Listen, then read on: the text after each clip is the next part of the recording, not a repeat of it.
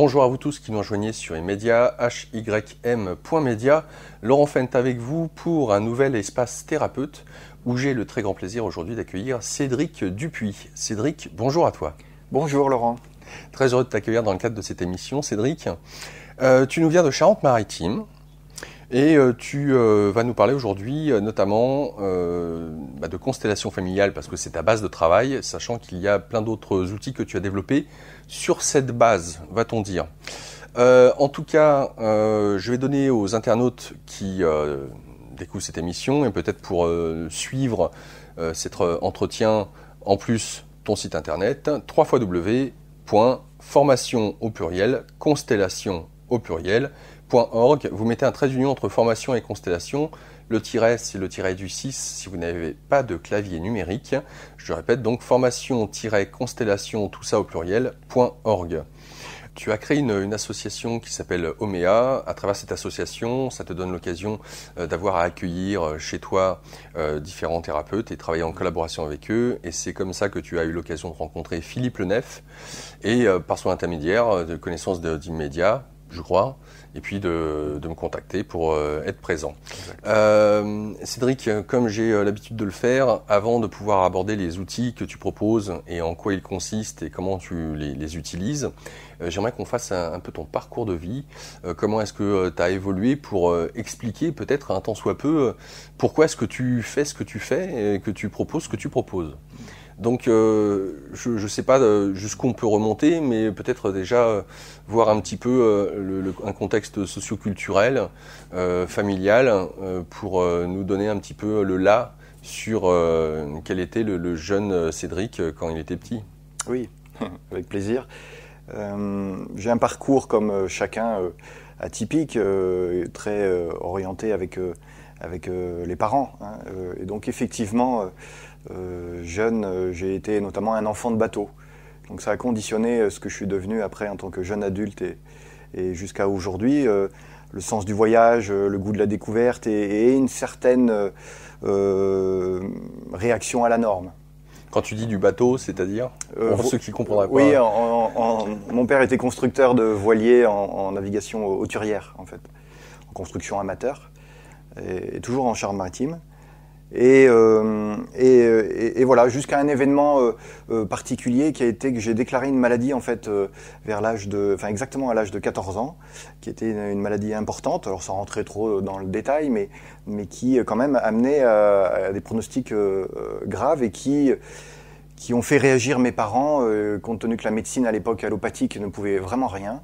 Ils me prévoyaient la chaise roulante à l'âge de 20 ans. Mais c'était quoi, si c'est indiscret? J'avais notamment les articulations qui étaient enflées, je ne pouvais plus marcher, j'étais déscolarisé.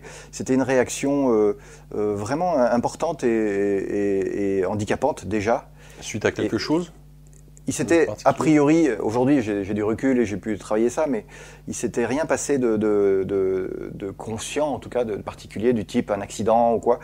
Donc ça s'est déclenché comme ça. Et voilà. Et donc mes parents ont commencé à chercher une alternative pour aider légitimement leur jeune fils. Et ce qui a été déterminant pour moi, à l'image du bateau, comme je disais, où ça a conditionné une certaine manière de voir la vie, c'est que j'ai été soigné par une personne au Brésil, on appelle ça une mère de saint, une femme qui était dans la tradition afro-brésilienne et qui, on pourrait dire, une chamane, ici on dirait ça, qui travaillait avec des énergies de vie, les plantes, en invoquant tel ou tel esprit. Et elle a mis un petit temps avant de savoir ce qu'elle pouvait faire. Et finalement, elle m'a proposé une petite initiation qui était un peu plus que ce qui était prévu. Ce n'était pas simplement un soin, ça a été une semaine intense du type initiation, en me disant, voilà, tu feras ce que tu veux, Cédric, mais a priori, tu es mon 21e fils pour lequel on peut faire des choses ensemble. Alors, je t'arrête là pour le coup, parce que déjà, c'est assez énorme. Tu es parti au Brésil, donc sur le bateau de ton père. Oui. Premier point, donc à 13 ans, traverser l'Atlantique, intéressant. Deuxièmement, moi ce qui m'interpelle, c'est pourquoi aller au Brésil? C'est-à-dire que si on aborde le côté holistique, en tout cas approche holistique dans le domaine de la santé, Il y a en France ce que l'on peut qualifier à l'époque peut-être déjà des rebouteux, des guérisseurs, il y en a. Bon, sinon il peut y en avoir au Portugal, enfin l'Europe est vaste et grande, hein, et le bouche à oreille peut faire. Comment est-ce que ta famille, ton père en l'occurrence, a entendu parler d'une femme qui serait de l'autre côté du monde pour partir en bateau parce que bateau, on pourrait dire si mon fils a des problèmes qui de surcroît sont inexplicables, on pourrait peut-être se dire, bon, on va aller dans l'urgence, on prend l'avion et pas le bateau à partir, je sais pas combien de temps on met pour traverser l'Atlantique, pour après chercher une femme dont on a entendu dire que, où la trouver, enfin bref, tout l'aura de mystère qui peut... Alors, explique-nous un petit peu, répondre à ces différentes questions qui, moi, pour le coup, là, je suis un peu épaté là. Oui, je comprends. En fait, j'étais déjà de retour en France, j'avais vécu 1 an au Brésil sur le bateau de mon père. D'accord. Donc quand j'ai déclenché cette maladie, mon père habitait toujours, lui, au Brésil. D'accord. Et du coup, habitant chez ma mère en France, ça s'est fait simplement. C'est-à-dire que j'ai fait le tour en France des différents spécialistes et effectivement, comme tu disais, rebouteux. Je me souviens avoir fait quelques kilomètres parcourant la France, où il y avait parfois des améliorations, hein, quand même, faut le dire, mais j'étais jamais guéri, en fait. D'accord. Et donc, comme c'était un déclenchement cyclique, toutes les semaines ou tous les 10 jours, je revivais 3-4 jours alité. Enfin, j'étais en souci de santé important. Et c'est là que mon père, lui, dans son réseau local, habitant sur place, a entendu parler d'une personne de confiance, sachant qu'il y a beaucoup de praticiens dans cette culture afro-brésilienne au Brésil. Et du coup, vraiment, ça s'est fait simplement. Et donc, il m'a confié à cette personne lui-même, en étant dans une démarche de faire au mieux, mais étant un peu risqué, parce qu'on ne savait pas trop ce qui allait s'y passer. Et on a rencontré des belles personnes, en fait. Alors, il y a plusieurs choses que ça me suscite. C'est déjà comment le garçon de 14 ans, découvrant ce milieu-là, quand je dis milieu, c'est-à-dire que milieu des guérisseurs, bon, je sais pas, à 14 ans, tu es quand même adolescent, tu as une tête, on peut réfléchir, s'en servir, enfin voilà, le fait que tes parents t'emmènent aller voir ces fameux rebouteux guérisseurs, et de surcroît, bon, il y a peut-être des améliorations, mais ça marche pas, ça amène déjà un premier questionnement sur toi, finalement, qui sont ces gens? Tiens, ça existe? Je dis ça, j'en sais rien, tu vois. C'est bizarre que mes parents m'orientent vers ces personnes-là. Bon, c'est pas des médecins qualifiés comme tels. Et puis, ça peut susciter un questionnement pour l'adolescent que tu es sur le fait que tu as des améliorations, mais ça ne guérit pas. Et concernant cette chamane au Brésil, pour le coup, le fait que tu guérisses, est-ce qu'elle t'a expliqué le pourquoi, du comment, en quoi ça consistait? Tu parles d'initiation, et notamment sur peut-être, puisque là on parle de chaman, donc là pour le coup c'est très clair, une ouverture au monde des esprits. Et comment tu, en tant qu'adolescent, tu as été ouvert à ça? Qu'est-ce que tu en as pensé? Qu'est-ce que tu en as fait? Oui. En fait, la première fois que je l'ai rencontrée, elle m'a reçu, on a parlé une demi-heure, et après elle m'a laissé quelques heures dans son jardin pour juste infuser. C'est ce qu'elle m'avait dit, juste pour le temps de bien m'accueillir. Et donc moi déjà j'étais dans un monde inconnu, un jeune adolescent, plutôt actif sur le bateau, à faire des manœuvres, etc. Mais j'étais rentré en France avant. Et donc du coup j'ai commencé à avoir une vie tout à fait ordinaire d'un jeune ado. Et donc j'ai pas su vraiment ce qui se passait. Mais dès le départ, dès sa manière de m'accueillir, c'était nouveau, et mon père était encore présent. Et elle m'a invité à passer une nuit sur place, dans une chambre tout à fait classique. On n'était pas dans le chamanisme au fond de la forêt, ce qui aurait pu être aussi intéressant, mais on était dans une favela, en fait. La plupart des Brésiliens habitent dans des grandes villes, qui sont des mégapoles, et vraiment, on habitait à 1 heure du centre. Elle habitait à 1 heure du centre-ville, dans une petite favela, dans un centre dédié là, pour le travail. Et voilà. Donc en fait, on avait commencé un processus, mais je comprenais toujours pas. C'est-à-dire que même la nuit faisait partie du processus. Et le matin, elle m'a demandé ce que j'avais rêvé. Et donc moi, je lui ai raconté, enfin comme j'aurais raconté banalement. Et en fait, elle était toujours dans l'accueil en fait de comment je peux guérir Cédric. C'est après coup que je l'ai compris. Et parce qu'effectivement, je lui ai parlé d'un rêve que j'avais fait qui était assez particulier. Il y avait pas mal d'émotions. Ça m'a marqué ce rêve-là. Et en fait, c'est à la suite de ce rêve qu'elle a décidé de dire « Ok, on va faire un travail, elle disait, elle, un Borid Saouj, c'est-à-dire vraiment un travail d'initiation pour l'Européen que j'étais, mais qui était une initiation donc d'une semaine. Et ça consistait en quoi? Parce que quand on parle d'initiation, si j'entends bien, c'était un préambule pour pouvoir faire en sorte qu'elle te soigne, qu'elle t'accompagne, qu'elle t'accompagne vers la guérison. Ouais. En fait, c'est pas un préambule, ça faisait partie du protocole de guérison.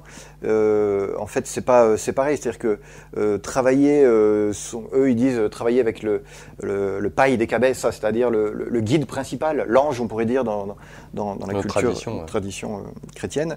Et du coup, c'est à la fois spirituel et à la fois santé. Donc, ils font pas la distinction. Donc, pour elle, c'était bien une maladie spirituelle que je faisais. Du coup, d'où l'initiation. De son point de vue. Après, c'est vrai que tous les 10 ans, j'ai pu évoluer sur en fait pourquoi j'ai guéri. Parce que là j'avais 14 ans, aujourd'hui je suis un peu plus âgé et c'est intéressant de voir que au cours de ma vie et peut-être encore dans les années prochaines, j'aurai encore un nouveau regard de qu'est-ce qui s'est passé. En tout cas, pour répondre à ta question de comment je l'ai perçu en tant qu'adolescent, moi c'était vraiment l'inconnu. Alors j'étais plutôt en confiance, mais j'étais seul avec des personnes que je connaissais pas et qui concrètement en fait ont fait des chants, des danses. J'étais invité à me baigner avec des plantes. Bon, je parlais portugais, donc je comprenais un peu, mais ils étaient eux dans une culture africaine avec un langage en lien avec leur pratique et qui là par contre je comprenais rien du tout. Voilà, la pratique. Et peut-être pour être explicite, j'étais dans une pièce, un endroit qui est considéré comme sacré et pour lequel moi-même j'avais beaucoup de respect et je ne devais pas sortir de cette pièce. Donc en fait, j'ai vécu un confinement initiatique et pour lesquels les personnes venaient animer, me rencontrer et oui, c'était pas banal. Alors, puisque tu avais été voir des guérisseurs en France, je m'attarde sur cet épisode-là parce que déjà il est énorme, il est important. C'est assez essentiel, oui, je t'en prie. Un guérisseur en France, bon, alors il y en a certains qui utilisent des prières, d'autres c'est des passes, ça peut être les deux, éventuellement accompagné de certains mélanges d'herbes pour certains, sachant que c'est plus ou moins interdit, ou une alimentation éventuellement, bon, voilà.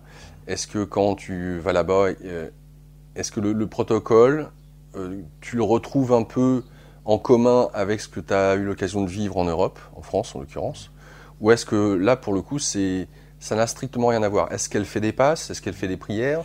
Quand tu parles d'initiation ou de ces personnes qui arrivent, on parle de cérémonie, mais finalement on te demande rien en particulier. Est-ce qu'il y a une alimentation qui t'est demandée particulière? Enfin, la mère de Saint, donc la chamane, elle avait un protocole effectivement à me proposer que je devais suivre. Donc j'avais une alimentation spécifique. Et puis à partir du 2e jour, j'avais plus le droit de m'exprimer que dans la langue sacrée. Donc du coup, ça a beaucoup limité la communication que je pouvais avoir, y compris sur les éventuelles questions, puisqu'ils m'ont donné des mots au départ, qui leur semblaient, eux, importants pour le quotidien, qui était parce que j'étais complètement dépendante de l'accès aux toilettes, à se nourrir, et donc j'ai eu très très peu d'échanges. J'ai été observateur. J'infusais en fait dans un lieu. Le travail, il s'est fait beaucoup dans le fait d'être juste en présence. Parce que cette pièce, je ne l'ai pas décrite, mais elle était particulière. C'était une pièce sacrée. Et je rentre pas trop dans le détail, pas pour le respect du travail, mais quand même, ce que je peux dire, c'est qu'il y avait des amphores, avec donc des offrandes, des fleurs, et qui représentaient tout un tas de divinités. Donc j'étais dans un endroit qui était, quand je suis rentré, j'ai eu la chair de poule. Qui était béni. Qui était un endroit juste merveilleux, avec de l'amour, puissance infinie. Tu le ressentais, pour l'adolescent que tu étais, tu le ressentais. Alors c'est aujourd'hui, en tant qu'adulte, je dis ça. C'est vrai que quand je suis rentré, j'ai eu la chair de poule. Je savais pas vraiment ce qui se passait et puis c'était nouveau. Donc, mais aujourd'hui, je perçois que c'était vraiment des personnes et qui en plus, il n'y avait pas de question d'argent. C'est-à-dire qu'ils ont fait ça où j'ai participé aux frais parce que, notamment, il y a une cérémonie finale qui a été assez importante parce qu'ils ont invité toutes les personnes initiées de ce terreiro, on dit, de ce lieu sacré. Donc là, j'ai payé le maïs et tous les aliments, en fait. Mais sinon, c'était gratuit. Hein. C'était vraiment cadeau, quoi. Voilà. Est-ce que ça répond à ta question? Ouais.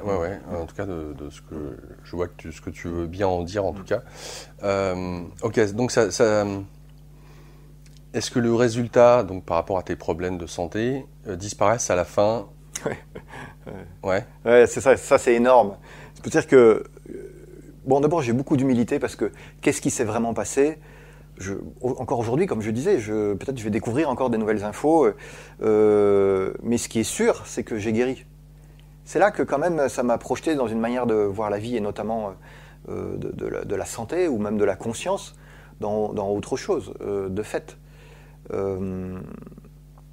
3 jours après, donc j'étais chez mon père qui habitait lui toujours le bateau, et 3 jours après, je faisais de la planche à voile.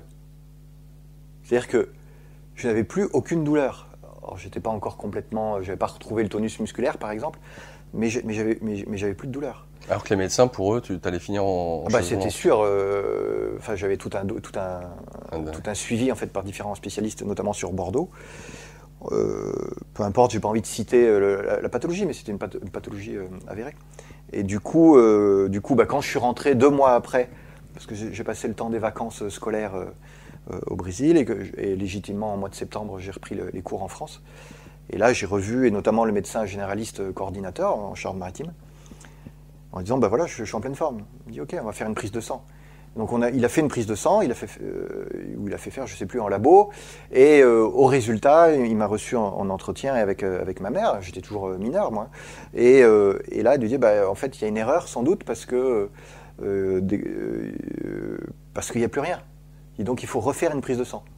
Et moi qui étais déjà un peu réactif au monde médical, je ne sais pas trop pourquoi, c'est sans doute en lien avec le positionnement de ma famille, j'ai pas eu envie, parce que concrètement je comprenais pas, il me disait qu'il y avait une erreur, mais que je devrais être malade et que moi alors que j'étais en pleine forme.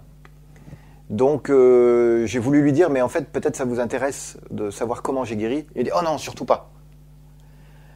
Alors là, ça continuait, c'est presque la cerise, le médecin qui ne veut pas savoir comment j'ai guéri. Donc ma confiance en lui, alors que c'était le coordinateur des différents spécialistes, Donc j'ai pas fait de nouvelles prises de sang. J'en ai refait une quelques années après quand même. Mais effectivement, je sais pas comment dire d'un point de vue médical, mais il y avait une réaction interne qui était contre moi. Et ce gène-là a arrêté de sécréter ce qui provoquait les inflammations, le fameux HLA-B27, on dit, et donc j'étais en pleine forme. Alors comment ils ont fait au Brésil, ça c'est une approche encore un peu mystérieuse. Hein. Tu peux nous expliquer comment, dans quelle mesure tes parents étaient ouverts à ce genre de pratique, et si j'insiste dessus, c'est-à-dire que là on est dans les années 70. Enfin, 80, oui. 80 plutôt, excuse-moi, 14 ans et adolescent, 80. Je pense que au moins par Ouidi, on a tous entendu parler via sa famille ou des amis de guérisseurs, de personnes qu'on connaît, de soigneurs, guérisseurs holistiques, enfin bref. Mais bon, c'est pas pour autant, sous prétexte qu'on a entendu parler, qu'on est censé y croire. Et effectivement, généralement, on va les voir, pour ceux qui ne sont pas issus de cette culture-là, que quand, justement, tout ce qui a été fait d'un point de vue allopathique, voilà, il n'y a plus rien qui fonctionne, on se dirige vers ces fameux guérisseurs. Et si je te pose la question, la question serait de savoir dans quelle mesure tes parents étaient ouverts à ça. Que ce soit ton père notamment, puis ta mère en l'occurrence, et comment ont-ils pris le fait que tu étais guéri? Oui. Parce que ça change quand même la vie, que ce soit pour toi ou même pour eux. Enfin, c'est quand même énorme. Il y avait un terrain favorable, c'est-à-dire que mon père notamment était ouvert à une certaine conscience de la nature, par exemple.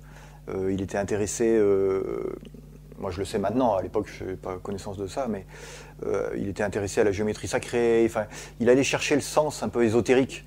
Il était sculpteur, il était passionné de construction, et des constructions qui étaient basées à l'époque justement sur ces notions de géométrie sacrée, en lien avec vraiment la vie. Et donc il était plutôt ouvert. Ma mère aussi, peut-être dans une moindre mesure, à l'époque en tout cas. Et ils sont, et notamment ma mère, elle en était arrivée à chercher des solutions alternatives à ma problématique de santé par défaut. C'est-à-dire que c'est plutôt la deuxième hypothèse, c'est-à-dire que même s'ils étaient ouverts, c'est parce que j'avais essayé tous les anti-inflammatoires qui existaient, que j'en étais à prendre de la cortisone et que je souffrais toujours. Et que j'ai un membre de la famille aussi proche qui est décédé des conséquences de tous ces traitements-là à l'âge de 40 ans. Donc oui, il y a du transgénérationnel, là il y a des choses aussi que je suis allé creuser après. Et donc du coup, voyant l'échec finalement de ce qui était possible dans la prise en charge de l'époque, notamment ma mère est allée chercher par oui-dire, par amis, et oui, donc j'ai pris un certain nombre de produits, fait des séances de magnétisme, et c'était voilà, c'était. Comment ils ont pris ta guérison? Ouais, là en fait. Moi, déjà à titre perso, j'ai mis plusieurs, et là je vais reparler peut-être, mais j'ai mis plusieurs années à comprendre ce qui s'était passé. Mais eux, bah oui, c'est comme du miracle en fait. C'est-à-dire que, bon, quand je suis retourné vivre en France, ça n'a pas. Je disais tout à l'heure, c'était un début d'initiation. C'est-à-dire que moi, après, j'ai repris une vie assez normale. Je n'ai pas la prétention d'avoir été initié à 14 ans. Parce qu'une initiation dans cette culture-là, c'est plusieurs années, c'est un réel engagement. Moi, c'est pas ce que j'ai vécu. C'était un peu plus qu'un soin quand même. Hein, et donc mon père, lui, du coup, habitant sur place, il s'est mis à fréquenter davantage cette personne-là. Donc c'est vrai que pour lui, ça a eu aussi un impact conséquent de foi finalement, où c'est intéressant de continuer l'expérience. Voilà. Ouais, parce que ton père aujourd'hui est dans le soin ou l'accompagnement, entre autres. C'est vrai qu'il fait beaucoup de choses, il est très créatif et donc il habite toujours au Brésil, on se voit régulièrement et voilà, il a 72 ans et là il vient de se former comme facilitateur de biodanza. Il n'arrête pas quoi et c'est un plaisir. Alors, comme tu viens de le préciser, tu guéris du truc mais tu ne réalises pas vraiment. En plus, tu es adolescent, les amis, la famille, voilà, les études, les petites copines, enfin bref, on reprend sa vie comme si de rien n'était, j'allais dire presque. Même si effectivement c'est un élément important, ne serait-ce que par le positionnement que tu as vis-à-vis de ce médecin qui veut refaire des tests parce que c'est pas normal que tu sois... Voilà, on a dû faire une erreur, là, dit-il. Hein. Donc c'est intéressant de ce que ça peut impliquer en toi ou ce que ça peut déclencher en toi vis-à-vis de l'autorité de santé, hein, potentiellement. Mais ce qui est intéressant, c'est dans quoi ou dans quel milieu s'envisage... Est-ce que tu as des frères et sœurs? Non. Ok. Important aussi. À l'époque, en tout cas, aujourd'hui, j'ai un demi-frère, hein, pour être explicite. Oui. Voilà, quelqu'un de cœur, mais à l'époque, j'étais fils unique. Qu'est-ce que veut faire ou qui veut-il être ce jeune Cédric quand il est adolescent? Il se voit comment, il se rêve comment plus tard? C'est vrai qu'on a commencé, tu as commencé l'entretien par parler du contexte.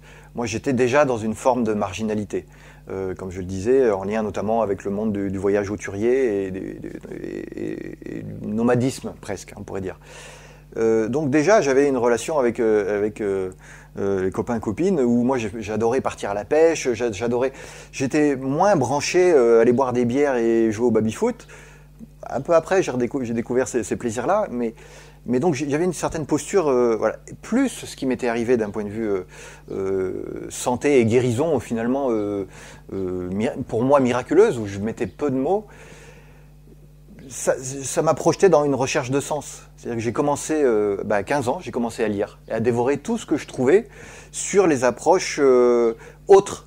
Ouais, quand même. Et donc, à l'époque, parce que je faisais beaucoup de rêves avec des animaux, enfin, ça a eu un déclenchement de quelque chose qui se réveille peut-être là aujourd'hui, depuis quelques années, mais qui a été très fort et qu'après ça s'est refermé. Mais j'ai eu une année de 15 à 16 ans où j'ai vraiment cherché du sens. Ouais.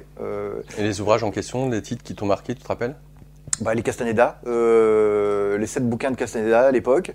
Donc j'ai eu le plaisir de les relire une deuxième fois à peu près en tant que jeune adulte. Et donc oui, une autre manière de placer son attention, sa conscience. Enfin moi je trouvais ça fabuleux. Et puis beaucoup en lien avec le chamanisme et les rêves. qu'à l'époque, je lisais tout ce qui existait sur le rêve, la création onirique, le rêve conscient, et puis petit à petit, la psychologie. Bon, j'étais un jeune garçon, donc des fois, c'était pas toujours... mais, en tout cas, je m'imbibais de différentes lectures. Et aussi parce que chez ma mère, par exemple, il y avait aussi quelques livres, et en allant chercher dans les librairies, mais j'étais seul, en fait. J'étais seul face à cette situation, ouais. Une situation nouvelle de qu'est-ce que c'est que la santé ou... Important. D'un point de vue des études, donc qu'est-ce qui te fait vibrer, quel domaine ou secteur? En fait, je pense assez, d'un point de vue sociologique, j'ai reproduit en fait au départ le parcours du père, c'est un classique, qui lui me voyait bien dans le commerce. Alors j'ai fait un peu d'études supérieures dans le commerce. Et puis quelques années après, je me suis orienté sur ce qui me plaisait davantage. À savoir ? Et donc là, j'ai préparé à l'époque un diplôme d'état d'animateur socioculturel. Et donc je suis allé chercher les valeurs qui me plaisaient. Le commerce est intéressant aussi, hein, bien sûr, c'est nécessaire, mais la vente me plaisait pas, alors que la négociation ou l'échange avec des personnes qui ont besoin d'aide, ça m'a tout de suite parlé. Et donc voilà, donc j'ai préparé un DEFA, on appelait ça à l'époque, de animateur de développement social local, qui permettait d'être responsable de structure. T'avais quel âge ? Donc là, j'avais 20 et quelques. Ouais. D'accord. Et 27, je crois, quelque chose comme ça. Tu étais toujours en Charente-Maritime à ce moment-là ? C'était sur Nantes, la ville de Nantes, donc pas très loin. Moi, je suis originaire effectivement de l'ouest, sud-ouest. Et donc, puis, tu restes du côté de Nantes une fois que tu as ton diplôme ? Ouais. Plutôt... Ce qu'on peut dire, c'est que j'ai eu des emplois, en fait, en fonction des opportunités des emplois, j'étais mobile quand même, hein, c'est classique, disons. Mais il y a eu une particulière, c'est-à-dire que j'ai un oncle qui m'a appelé, c'est ma petite vie, mais je suis parti en Alaska, en fait, 2 mois, parce qu'il avait besoin de traverser un bateau pour aller au Mexique. Donc j'étais déjà formé là, en tant qu'animateur socioculturel, et je me suis retrouvé à partir au Mexique, pour lequel j'ai travaillé, en fait, et j'ai habité là-bas, pour une ONG locale, et où j'amenais la méthodologie de projet apprise en tant qu'animateur socioculturel, et où moi j'apprenais comment on travaille sur le multiculturalisme, en tout cas avec différentes ethnies d'origine maya, en situation de guerre de basse intensité. Enfin, ils ont pris les armes contre le gouvernement. Et voilà. Donc pour répondre à ta question, au début je suis resté dans le coin, mais en fait j'ai aussi comme tu disais, le goût du voyage. Hein. Voilà, c'est ça, on y revient. Voilà. Alors c'est intéressant parce que entre le portugais, donc tu baragouinais un petit peu, je pense que tu as dû faire des études au moins en développant l'anglais, voire peut-être l'espagnol. Plutôt l'espagnol, oui. Plutôt l'espagnol, ok. Donc ce qui t'a permis aussi d'avoir cette... d'avoir la possibilité de connexion avec l'Amérique du Sud, surtout entre le Mexique et le Brésil pour le coup là. C'est ça. Donc tu restes combien de temps au Mexique ? 1 an. Petite année. Bonne expérience, qu'on a une vingtaine d'années. Ouais, c'était vraiment génial et c'était engagé en fait. Ouais. C'est-à-dire qu'au départ, j'avais pas prévu parce que j'ai essayé de trouver du travail au départ de la France. Et ça ne voulait pas. Et c'est sur place que, comme on dit, il n'y a pas de hasard, mais au-delà de la croyance, j'aime bien que les personnes l'expérimentent dans le travail que je propose. Et à titre personnel, j'ai pu expérimenter à plusieurs reprises dans ma vie le fait que, quand c'est le moment, j'ai été accueilli, j'étais le seul étranger dans cette ONG zapatiste, hein, vraiment militante. Et j'ai beaucoup appris, oui. C'était vraiment génial. Ce qui est étonnant, c'est... En plus, avec le bagage de Castaneda, est-ce que tu avais le sentiment, au moment où tu vivais cette aventure-là, d'être quelque part dans tes lectures de quand tu avais 15 ans ? Est-ce que tu y voyais des synchronicités ? C'est-à-dire que là, tu nous dis ça peut-être avec le recul, mais peut-être que déjà, quand tu le vivais à l'époque, tu percevais le monde au-delà des apparences, avec ce côté peut-être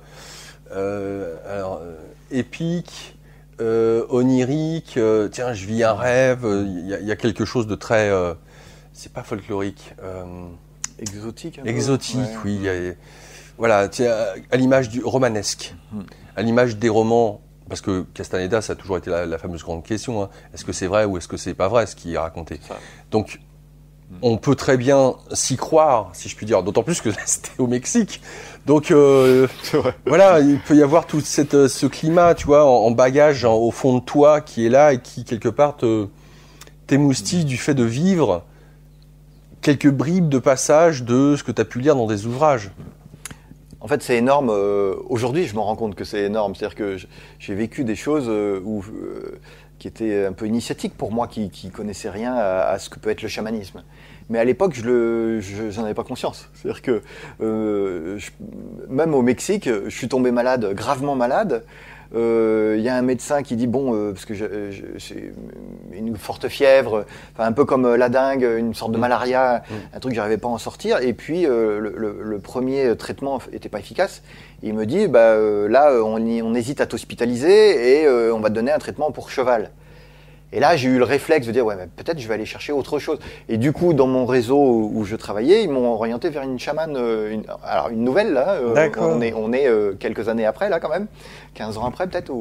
Et oui, et il m'a guéri tout de suite. C'est-à-dire que, c'est la médecine de l'œuf, c'est un classique, hein, il a passé 15 minutes. Il a passé l'œuf, il a fait ses prières et tout, il a ouvert l'œuf, il a regardé tout ce qui était sorti de...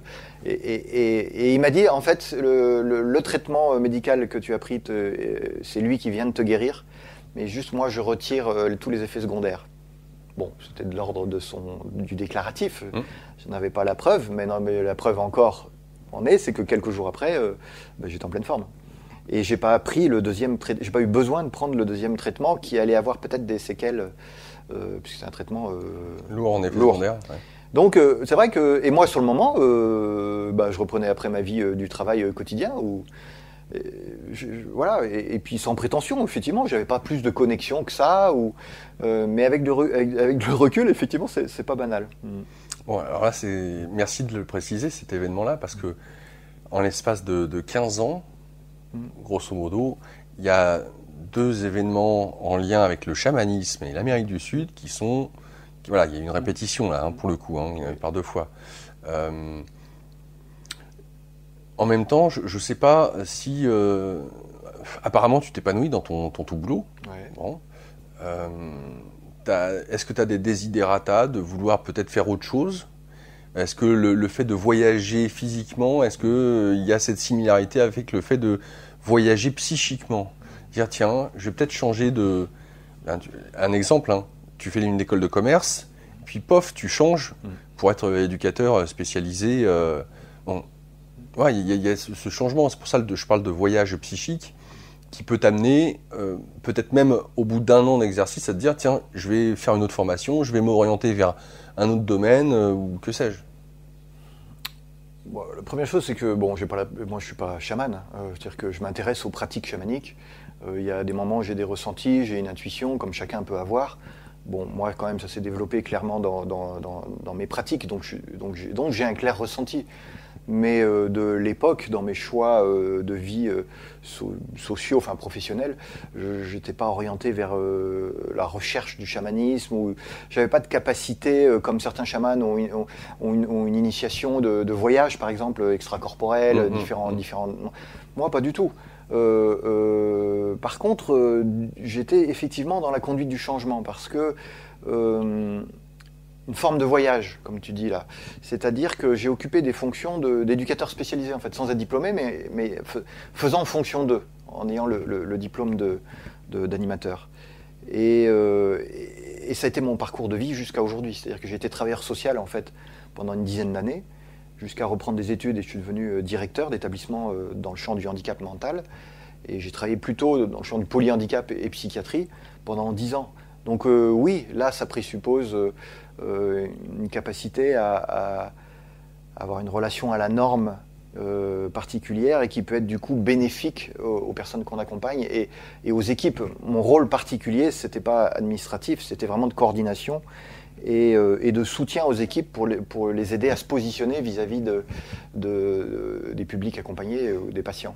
Qu'est-ce qui t'a le plus marqué dans ce cadre-là, ce statut-là, cette profession-là? Et quand je dis qu'est-ce qui t'a le plus marqué, je précise. C'est-à-dire que d'accompagner, alors je ne sais pas si tu n'as pas précisé si c'est des jeunes, des adultes. Plutôt adultes, oui. Voilà, voilà. Que ce soit la déficience mentale ou des problèmes psychiatriques, ça peut être très lourd, ça peut être très compliqué, sans compter dès le moment où on doit gérer des humains qui font partie de la norme, à savoir les éducateurs, avec d'autres êtres humains qui sont, entre guillemets, qualifiés de hors normes. Ces deux mondes qui, entre guillemets, s'affrontent. Faire en sorte que ces deux mondes cohabitent, sachant que ceux qui sont qualifiés de la norme doivent aider ceux qui sont qualifiés d'hors normes, il y a une adaptabilité à avoir, il y a le fait d'être une sorte de passeur, je dirais, de communication, de langage, sachant que ça peut être lourd même pour les aidants, les soignants. Et on dit souvent, oui, bon, alors voilà, le travail c'est le travail, quand on rentre chez soi, on ferme la porte, terminé. Enfin là, c'est pas possible. D'ailleurs, je ne sais pas si vraiment c'est possible de fermer totalement la porte, puisque quelque part, on passe une grande partie de notre journée immergé dans notre travail, quel qu'il soit. Donc forcément, on y emmène ce que l'on est avec notre vie personnelle et tout ça. Donc, qu'est-ce qui t'a le plus aidé dans cette relation de deux mondes ? Je ne veux pas dire qu'ils s'affrontent, mais de deux mondes, entre ce qui est qualifié de la norme et l'autre de la hors norme. Distinct, oui. En fait, ma découverte par lecture du chamanisme, du coup, ça m'a intéressé tu imagines, un certain nombre de choses. Et je ne sais plus trop vers quel âge, mais j'étais passionné, en fait, assez jeune, hein, même avant de reprendre des études, d'ethnopsychiatrie. C'est-à-dire que j'avais commencé à lire quelques écrits de Georges Devreux, et puis surtout de Toby Nathan. Et donc l'idée, c'était de faire le lien avec les pratiques indigènes, des personnes en lien vraiment avec une culture ancestrale, et notre pratique occidentale. C'est ça, l'ethnopsychiatrie, c'est la prise en charge en tenant compte je le dis avec mes mots, en tenant compte de la culture de la personne. Et donc, quand je me suis retrouvé dans des fonctions de coordination où effectivement il y avait ce rapport, comme on le dit à l'instant là, distinct, moi j'étais pas expert, c'est-à-dire que je suis pas psychologue clinicien, il y a plein de choses que j'ai appris au contact de mes collègues. Et c'était très enrichissant, il y avait vraiment des échanges où je découvrais beaucoup de choses, et où j'ai pu petit à petit aussi amener ma manière de voir. Et ma manière de voir qui était justement une approche plus holistique, je dirais aujourd'hui. À l'époque, je n'employais pas tout à fait ces mots, mais parler de multiculturalisme ou de l'ethnopsychiatrie quand on parle là vraiment de la prise en charge différente. J'ai un exemple. On a une personne de Sub-Sahara, originaire d'un pays, qui était en France pour soins, donc une maladie grave, qui justifiait donc un titre de séjour et donc pris en charge dans des appartements de coordination thérapeutique. Et puis quand elle est arrivée, réunion d'équipe pour parler de cette personne-là, et j'entends à peu près les différents intervenants de l'équipe qui s'expriment en disant propos délirants, donc elle a des soucis de santé, mais en plus soucis psychiatriques et ça. Et puis en fait, dans le détail des propos, cette personne-là disait voir les morts qu'il y avait autour d'elle et dans la chambre. Et en fait, comme c'était des personnes qui étaient, comme je l'ai dit, gravement malades, il y avait eu des morts précédemment. Donc moi, je devais être une des seules personnes à envisager que ce soit possible. C'est-à-dire que je ne disais pas c'est possible parce que moi-même je vois ou moi-même je suis initié, pas du tout. Mais de fait de mes différentes expériences, j'avais foi en et si c'était possible, et si c'était vrai ce que dit la personne. Et donc du coup, la manière d'accompagner, de prendre en charge, elle est différente. C'est-à-dire parce que finalement, que ce soit un propos délirant, parce que peut-être qu'elle délirait, même encore aujourd'hui, en fait je sais pas. Peut-être qu'effectivement elle avait des accès d'angoisse et qu'elle voyait, elle projetait des choses, le principe du délire. Mais peut-être qu'elle était vraiment en connexion, et en fait c'est pas important, en fait, la vérité. Ce qui était important, c'est l'accueil et l'accompagnement qu'on lui proposait. Et ça, l'ethnopsychiatrie, pour moi, c'est un angle d'entrée génial. Voilà. Bon, je maîtrise pas trop ça. Moi, ce que je maîtrise, c'est plus constellation familiale, etc. Mais ça explique mon parcours, effectivement, sur la normalité et qu'est-ce qu'on peut faire de anormal, mais qui peut être utile et bénéfique à la personne. Est-ce que tu t'es intéressé aux travaux d'Olivier Chambon ? Je connais un peu comme ça, oui. Ouais, alors je ne sais plus s'il est psychiatre ou psychanalyste. Hein. Il a écrit un livre qui est... alors c'est pas médecine chamanique, c'est... Holistique peut-être Non, c'est avec la Laurent médecine psychotrope. Et puis il a pas mal travaillé avec Laurent Gunelli sur l'approche chamanique, je sais. Ouais, c'est avec tous les fameux psychotropes. Je vois très bien. Donc il a écrit un très bon ouvrage par rapport à ça. Quoi qu'il en soit, alors c'est super. On en vient à la constellation familiale dans cette histoire. Ça fait combien de temps que tu pratiques? La constellation familiale en tout cas. Ça fait 2 ans et demi. Ça fait pas très longtemps. Comment s'est ouvert cette voie-là pour toi? En fait, c'est le besoin et l'envie de travailler sur soi. C'est-à-dire que ça fait, comme je disais, j'ai eu des expériences assez fortes en lien avec la santé, le bien-être, et j'ai plutôt fermé. Après, quand même, ça a donné une couleur, et notamment au point de vue professionnel. Mais j'ai vraiment réouvert il y a 10 ans maintenant. Où je me suis engagé davantage pour travailler sur moi. En fait, pour la première fois, lorsque je faisais une formation de sophrologue à l'époque, j'ai fait des séances de kinésiologie. C'était en 2010. Et pourquoi? Qu'est-ce qui s'est passé pour que tu souhaites t'ouvrir à ce qu'on qualifie de travail sur soi? Là, c'était effectivement, comme je disais, un besoin et une nécessité. C'est-à-dire que je me souviens clairement, c'était une rupture de couple qui était, pour la première fois de ma vie à ce moment-là, était très douloureuse. Et du coup, je suis allé chercher des personnes dont c'est le métier. Alors j'étais déjà ouvert, bien sûr, la relation d'aide, c'était mon métier. Mais je m'étais jamais engagé à titre personnel. Et voilà, donc il y a 10 ans. Il y a un déclic suite à une rupture sentimentale. Pourquoi? Parce que ça, c'est intéressant. C'est-à-dire que... alors, ce qu'il faut savoir, c'est que tu n'as jamais été marié. Non, exact. Tu n'as pas d'enfant. J'étais paxé quand même, mais bon. Ouais, non, mais c'est... ok. Okay. Donc, ce que je veux dire par là, c'est que il y a beaucoup de personnes, j'en sais rien au final, hein, ça reste une généralité peut-être. On peut très bien rompre après X relations et pas décider d'aller travailler sur soi ou sans pour autant parler de travailler sur soi. Même si on se sépare, on met fin à une relation qui a été difficile, c'est pas pour autant qu'on va aller voir un thérapeute pour faire un travail pour aller mieux. Je veux dire, c'est pertinent. Et puis après, en admettant que je décide d'aller, ah ouais, je me sens vraiment pas bien, je vais aller voir un thérapeute là. Mais pourquoi je vais le voir? Est-ce que je me suis aperçu que j'avais des schémas répétitifs dans le cadre de mes relations avec mes compagnes ou mes compagnons, si on est une femme? Est-ce que c'est ce point-là? Ou est-ce que c'est la fin de mes relations, par exemple, ça se finit en eau de boudin? C'est juste les fins de relation. Ah, bon, c'est un problème. Ou alors, tout simplement, truc bateau, qui quelque part rejoint un peu ce que tu dis, à savoir, ça m'a fait vraiment très mal, je voulais aller mieux, j'ai été voir quelqu'un. Mais aller voir quelqu'un ne veut pas dire avoir une démarche de connaissance de soi, de travail sur soi, etc. Tu vois. Pour qu'il y ait cette démarche-là, puisque tu parles de commencer à travailler sur toi il y a 10 ans, ça implique qu'il y a une prise de conscience que ma vie m'amène dans des endroits qui auraient tendance à se répéter dans certains schémas ou des blocages par rapport à l'argent, par rapport aux relations avec les femmes ou les hommes, avec le pouvoir, bref, comme si on se sentait bloqué, comme si à un moment donné il y avait un plafond de verre et que j'y arrive pas. Et je sais pas pourquoi, j'essaye par moi-même, j'y mets de la volonté, j'y mets tout mon courage, mais purée, ça veut pas quoi.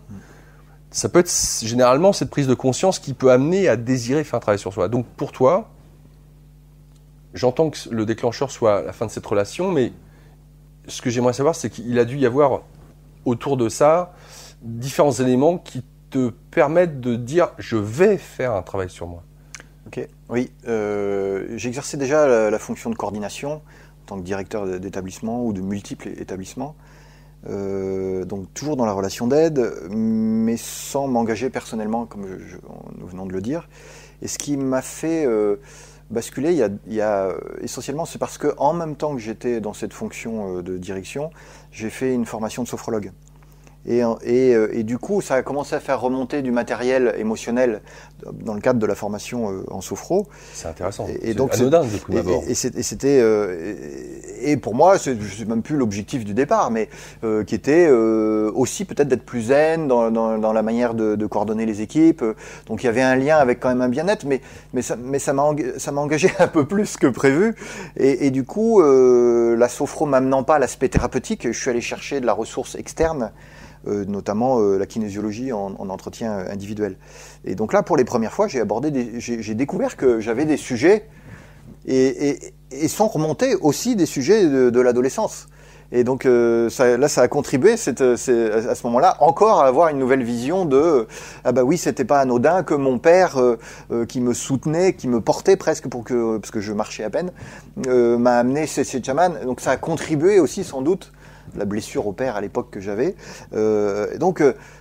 Ça s'est fait dans le contexte qui était, j'ai commencé une formation, un peu comme ça, et surtout avec cette séparation. Donc c'est vraiment multifactoriel. C'est-à-dire que, en gros, j'ai tout d'un coup été en souffrance comme jamais, en fait. C'est-à-dire que j'étais en grande souffrance, de manière... c'était plus fort que moi, hein, c'est le principe de la névrose, où il y avait quelque chose qui était en lien, maintenant je le sais, avec le transgénérationnel, avec les histoires de couple, quand on va chercher un peu dans la famille. Mais voilà, donc un contexte un peu de hasard de professionnel et de formation, et surtout la séparation qui a été aujourd'hui merci quoi. C'est-à-dire ça a été révélateur d'une part de moi qui demandait à être accueilli et pacifié. Alors c'est super. On va dire que ton outil principal que tu as développé et pour quelque part aujourd'hui l'avoir comme socle, mais tu l'as transformé en fonction de tes ressentis, on y reviendra. Tu commences par la sophro. Kinésiologie, ok. Donc, sophrologie, c'est relativement connu, notamment dans le milieu hospitalier. C'est reconnu. Oui, il y a 50-60 ans déjà. Kinésiologie, là, beaucoup moins. Donc, pour passer de l'un à l'autre, je serais intéressé de savoir qu'est-ce qui t'a motivé, parce que pour quelqu'un qui travaille dans l'aide aux autres, entre guillemets, besoin d'avoir les pieds sur terre. On parle de coordination, de gérer des établissements d'un point de vue humain, tu l'as bien précisé, spécifié. On pourrait se dire, bon voilà, on ne peut pas peut-être se permettre d'aller vers des thérapies un peu floues. Voilà. Bon, alors kinésiologie déjà, je serais curieux de savoir qu'est-ce qui t'y a emmené.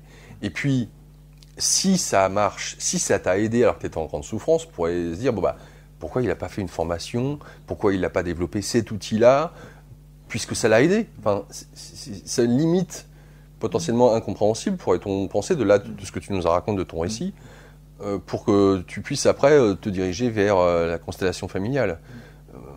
Là déjà, tu as deux outils en sophro et kinésiologie qui sont, au regard de moi ce que j'ai pu entendre, déjà formidables. Oui, alors la kinésio, il y a une grande nuance, c'est que je ne me suis pas formé, on est d'accord. Oui, non mais d'accord. J'étais juste consultant et oui, on peut faire du travail sur soi et poursuivre sa vie dans un autre domaine. Ça, pour moi, il n'y a pas de souci. C'est quelques années après où effectivement je me suis orienté vers les constellations. Et pourquoi la kinésio ? C'est un peu un hasard, mais comme on le disait tout à l'heure, tout fait sens finalement. C'est-à-dire que je suis allé chercher quelqu'un avec qui a pignon sur rue, on dit, c'est-à-dire une psychologue clinicienne, mais qui était un peu chamane, un peu formé à plein de choses, et notamment formé aux tests musculaires. Et donc, c'était pas une kinésiologue qui a fait juste une école de kinésiologie. Comme souvent, d'ailleurs, les différents praticiens, thérapeutes, disons, ont plusieurs cordes à leur arc. Et elle avait un parcours de clinicien, bac plus 5. Et donc, dans mon choix, c'était très raisonné, dans le sens, j'ai fait le lien avec mon métier, plutôt dans cette normalité, et en même temps avec ce goût de cette foi finalement dans une autre manière de faire. Ouais. Donc moi j'avais jamais fait de kinésio, hein. Donc je suis allé comme ça, en fait, on donne le bras là et allons-y. Et puis 20 minutes après j'étais en pleurs, je dis il se passe quelque chose là. Ouais. Et donc c'est intéressant. Et voilà. Alors après, effectivement, pour moi-même être dans la relation d'aide, c'est vraiment quelques années après.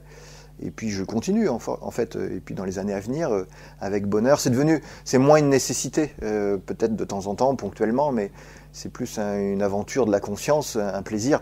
Je suis allé vers la sophro au départ parce que je lisais tous les bouquins, j'étais passionné de Sri Aurobindo. Donc l'aventure de la conscience, c'est ce qui m'a fait penser là, un de ses livres connus où il donne un peu une carte de la conscience, et donc à l'image de Castaneda, c'est-à-dire alors dans la culture indienne. Ouais. Et donc je suis allé vers la sophro parce que c'était quelque chose comme ça de l'Orient, de l'Occident, et puis en fait c'est allé beaucoup plus loin parce que je n'ai pas exercé en tant que sophrologue. J'ai été vraiment dans la fonction de direction et je me suis engagé sur plein de trucs jusqu'à arriver au Constel, il y a 3 ans maintenant.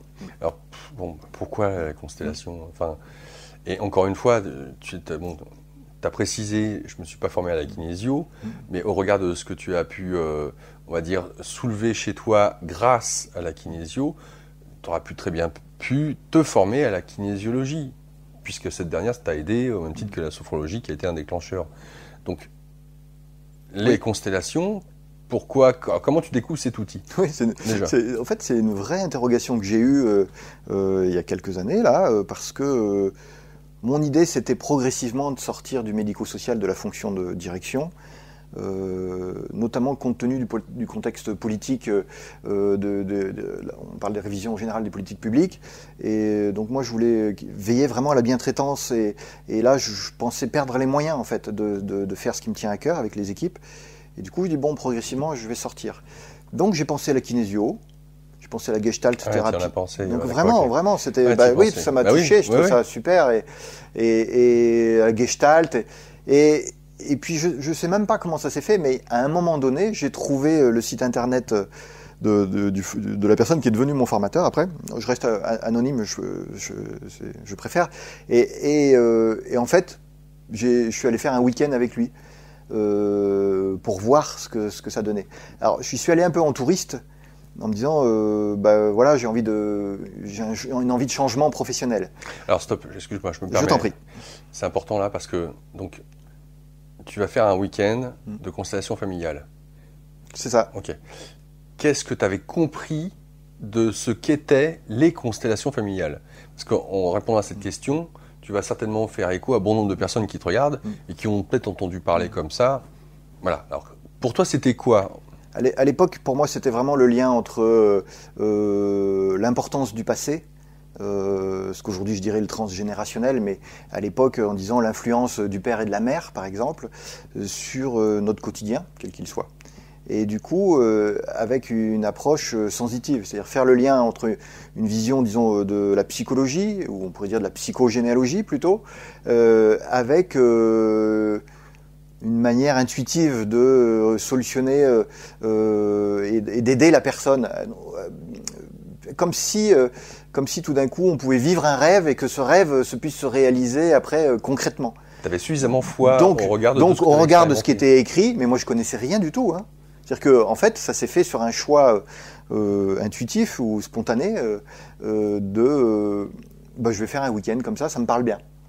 Et d'ailleurs une personne pour laquelle j'ai toujours beaucoup d'admiration, vraiment une personne intéressante, et qui m'a permis du coup par hasard de vivre 11 fois la possibilité d'être représentant dans le cadre du travail parce que c'est une demande individuelle qui est vécue après avec différentes représentations symboliques. Peut-être on va rentrer dans le détail après. Oui, tout à fait. Et en tout cas, j'étais 11 fois représentant sur un week-end avec quelques autres collègues. On a été un peu plus sollicités, disons, que l'ensemble du groupe. Et quand j'ai eu fini, après avoir joué donc tous les rôles inimaginables familiaux, le père, le frère, la sœur, mais pas que, d'autres symboliques, le soleil, une plante, et après avoir vécu tout ça, je me dis, ok, là c'est tellement génial, ça a l'air de vraiment marcher, je veux faire ça comme formation. Ok, alors avant que tu nous dises ça a l'air de marcher, pourquoi ça a l'air de marcher, que tu nous décrives en quoi consiste la base, vraiment le côté basique, la constellation familiale, c'est quoi? Alors selon, en gros il y a deux mouvements en France, mais il y en a un qui considère que c'est une thérapie et que donc On est plus sur une posture telle que c'est encadré par la loi aujourd'hui, du psychothérapeute qui a fait donc un parcours de formation et qui donc a étudié la psychopathologie, a étudié la psychogénéalogie, etc., etc. Sachant qu'il y a un paradoxe, c'est que en France, le métier de constellateur n'est pas reconnu encore. C'est-à-dire que le métier de sophrologue, il y a un registre national des certifications professionnelles qui donne un certain nombre pour les écoles de formation, un certain nombre c'est encadré quand même la formation. Constellateur, non. Et d'ailleurs, on peut être constellateur en 1 semaine, 2 semaines, 3 semaines, ce qui est la moyenne en fait de l'apprentissage du métier d'animer des constellations. Donc il y a une vision, je me répète, qui est plutôt de l'ordre d'une posture de psychothérapeute, sachant que c'est juste une vision, puisque le métier lui-même n'est pas encore reconnu par l'État, et qui du coup va faire le détour par un certain nombre d'autres choses. Et puis il y a un autre mouvement auquel j'ai plus d'affinité, c'est là que je me situe, qui est que c'est une expérience, un peu comme le dit Jodorowsky, davantage en lien avec les archétypes, et qui type jungien, on n'est pas seulement sur la connaissance voilà, on est sur une approche plus intuitive et énergétique. Et ça, du coup, ouais, c'est une posture que je trouve passionnante. Je me souviens plus de la fin de la question, ce que tu avais demandé. En quoi ça consiste ? En quoi ça consiste, merci. Donc tu parlais de 2 approches différentes. Deux approches différentes, oui. Plus proche de l'intuition, celle décrite par Jodorowsky, de mettre en lien des archétypes. Donc d'où une manière de fonctionner qui est beaucoup plus intuitive vis-à-vis de ces archétypes. Père, mère et tout ce qu'il peut y avoir comme... alors, donc, est-ce que peut-être on peut dire que c'est... j'allais dire du théâtre, mais et notamment, plus que le théâtre, comment on appelle ça alors, psychodrame. Oui, peut-être. J'allais parler de stand-up dans le sens où... explique-nous le contexte. Oui, puis tu m'avais parlé de la définition, c'est important que je puisse illustrer là. L'origine, elle est multiple, c'est-à-dire que Bert Hellinger est très connu, notamment en France, pour être à l'origine de la création et ne serait-ce que de l'appellation constellation familiale et systémique. Mais lui-même, il a pris de ce qui existait, notamment du psychodrame, donc vraiment comme sur une scène de théâtre, de faire comme si, et on s'aperçoit qu'en faisant comme si, finalement, le cerveau ne fait pas la différence, et donc chaque humain vit vraiment la situation comme à l'époque du traumatisme, ou comme à l'époque de ce qui n'a pas été dit, etc. Et donc, il y a toute une progression, à partir des années 50, en fait, essentiellement, c'est-à-dire que notamment je pense l'école de Palo Alto, il y a vraiment eu un travail sur la systémie. Donc les constellations familiales, pour moi, sont au centre, je sais pas, il y a une rencontre de différents courants de la relation d'aide. Et du coup, concrètement, c'est simplement un individu qui va exprimer un souhait de changement dans sa vie, et qui, grâce à un animateur, moi je dis plutôt animateur, j'aime bien le côté en lien avec la vie, et pas forcément thérapeute, comme je le disais tout à l'heure, ou constellateur, ça commence à être un peu compliqué comme mot. L'animateur va, avec cette personne-là et puis le groupe, voir quels sont les symboliques qui vibrent en lien avec cette demande. Classiquement, une personne a une situation professionnelle difficile en lien avec le chef, par exemple. C'est un classique, c'est un raccourci. On sait très bien que ça peut avoir avec l'autorité peut-être d'un grand-père qui était excessif ou du père, etc. Donc du coup, la proposition, c'est avec l'accord du groupe et de la personne, ça va être d'aller dans l'objectif d'aller mieux, par exemple, au niveau du travail, de se sentir mieux en lien avec la hiérarchie, ça va être de faire rentrer tel ou tel symbolique, et donc, par exemple, le père, ou par exemple, le directeur de l'établissement, etc., etc. Et alors ça, c'est le début, le temps de la demande, où il y a un échange et on voit les symboliques, puis après, c'est action. C'est là que ça devient magique, parce que autant jusque-là, on est plutôt dans quelque chose d'assez mental, construit, et qui a beaucoup à voir effectivement avec la psychogénéalogie, avec ce qu'on en connaît. Et après, c'est un processus. Et d'improvisation, c'est-à-dire on joue un rôle, mais dans l'instant, on ne sait pas du tout ce qui va se passer. C'est-à-dire que les représentants ne connaissent pas, a priori, l'histoire de la personne qui fait la demande de changement pour elle. Et oui, c'est assez bluffant, ça. Alors, pour revenir à toi, au moment où tu y vas, quel serait le type de blocage que tu as peut-être identifié? Quelle est ta demande, en fait? Ouais. Alors quand j'y vais, c'est vraiment dans une optique professionnelle. C'est-à-dire que en fait, j'y vais un peu de manière spontanée, sans trop savoir. Hein. Là, pour le premier week-end que j'ai fait, et en fait, m'est remonté effectivement du matériel émotionnel et du coup, super d'avoir fait la formation parce que ça m'a permis de travailler quand même des grosses blessures. Donc voilà, explicitement, j'avais pas une intention, mais c'est après que c'est venu, notamment dans le cadre de la formation. Toujours pareil, hein, je suis venu à cette formation parce que j'ai fait un rêve.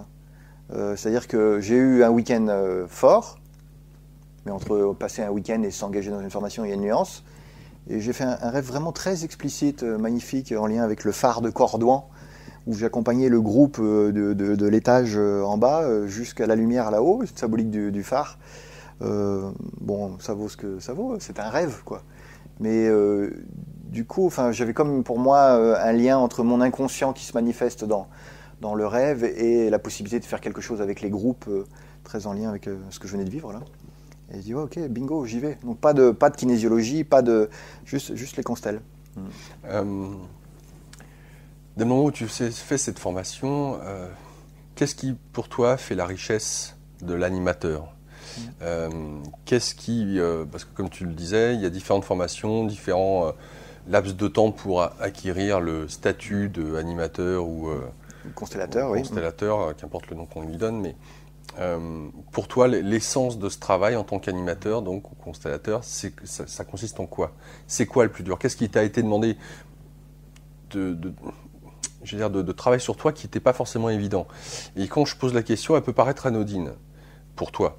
Pourquoi? Parce que déjà, d'une part, tu as géré du personnel, dans le soin aux autres, en plus, sur des niveaux de normes ou pas, qui est bien particulier, bien spécifique, oui. Donc d'adaptabilité qui est demandée est très grande. Et deuxièmement, j'allais dire que tout ce qui a trait aux soins, au travail, tu connais, envers les autres. Et il y a cet élément qui pourrait être interpellant, à savoir que quelque part, l'animateur, il dit, bon, voilà, toi tu viens, ta problématique, tu l'as exprimée, tu voudrais résoudre ça. Ok. Donc qui veut être le père, la mère, le frère, la sœur, on va faire la mise en scène de la pièce. Et grosso modo, j'ai rien à faire. Je laisse jouer ce qui se joue. Tu vois? Donc on pourrait se dire, d'un point de vue extérieur, bon, c'est pas compliqué d'être animateur. Et puis finalement, c'est les autres qui bossent. Moi, je suis là, je fais en sorte que tout le monde s'entende bien, que personne ne se tape dessus. Tu vois, ça pourrait être ça. Oui, dans un cadre minimum. Voilà. Voilà. Ça pourrait être ça. Donc, c'est pour ça que je te pose cette question. Pour toi, qu'est-ce que ça t'a demandé de développer comme, on va dire, attention, qui peut-être chez toi n'était pas tout à fait acte de présence, ou qui t'a demandé un effort, ou qui t'a dit « Ah ouais, c'est pas si évident que ça ». Finalement, qu'est-ce qui a changé entre ton métier d'avant et celui-ci dès le moment où tu t'y es formé? D'abord, pendant les 3 semaines de formation réparties sur une année, avec des groupes d'entraînement, etc., l'essentiel était de travailler sur soi. Et donc, à titre personnel, aujourd'hui, et même moi qui suis devenu formateur, c'est l'essentiel. C'est-à-dire que pour accompagner quelqu'un, même si on peut être touché parce qu'on a de l'empathie, par une blessure exprimée, vécue par la personne ou en individuel ou par le groupe, l'idée c'est de ne pas se laisser embarquer par ça et de garder son objectivité au service de la personne ou du groupe. Donc c'est essentiel d'aller travailler, comme l'exprime Lise Bourbeau, par exemple, les 5 grandes blessures là, de trahison, abandon, etc. Donc ça pour moi, voilà, l'essentiel. Après, ce qui me caractérise, mais ça c'est que moi, et puis j'ai quand même des collègues avec qui je sais qu'on partage ce point de vue-là, moi j'aime bien aller vers l'inconnu. Le voyage. Un peu le voyage, ouais. C'est-à-dire que, en fait, j'ai terminé l'année de formation, j'étais pas forcément dans les meilleurs de l'école, je n'étais pas dans les pires non plus, mais je me suis vraiment approprié l'outil en pratiquant. C'est-à-dire qu'à un moment donné, j'ai lâché en fait l'outil. Et il s'est présenté, parce que comme tu commençais à le dire, quelque chose de l'ordre de la présence. C'est-à-dire que aujourd'hui, j'ai conscience que la manière d'animer des constellations, il s'agit bien de travailler sur soi, qu'il y a quand même un b.a.-ba de théorie, mais que l'essentiel, en fait, il réside, tu vois, dans justement l'authenticité, le fait de rigoler quand on fourche. C'est ça qui va faire qu'il va y avoir une connexion vraiment entre les personnes et qui va permettre à la personne d'accueillir sa priorité. Et alors qu'avant, j'étais dans une notion volontaire pour avoir un peu plus contrôlante. Un peu plus contrôlante, et puis une part que j'ai pas mal travaillé chez moi pour avoir 20 ans en fait, d'expérience de métier de la relation d'aide, de sauveur. Donc aujourd'hui, j'aime bien dire que voilà, je suis animateur de constellation familiale, je suis devenu formateur, et puis dans 5 ans, 10 ans, on verra. Peut-être je ferai autre chose. Je lâche l'identification au métier, et juste, c'est un grand bonheur pour moi, chaque expérience, d'aller vers l'inconnu. Et ce faisant, on le fait dans un cadre que je maintiens, comme tu disais. Bien sûr, s'il y a de la colère qui s'exprime, j'ai quelques réflexes de garantir un cadre de bienveillance, mais en même temps d'accueillir cette colère. Parce que moi-même, je suis plutôt à l'aise avec toutes ces choses qui ont pu me mettre en colère un jour dans ma vie.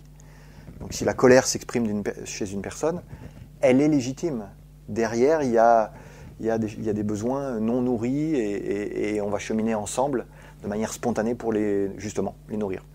Quand tu organises, est-ce que c'est une journée constellation familiale? Est-ce que c'est un week-end constellation familiale?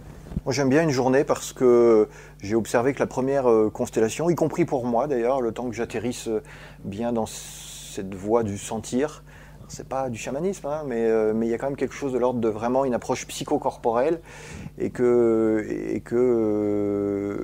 c'est intéressant de faire entre 4 et 5 constellations sur une journée, du matin en fin d'après-midi. Et tout le monde y passe?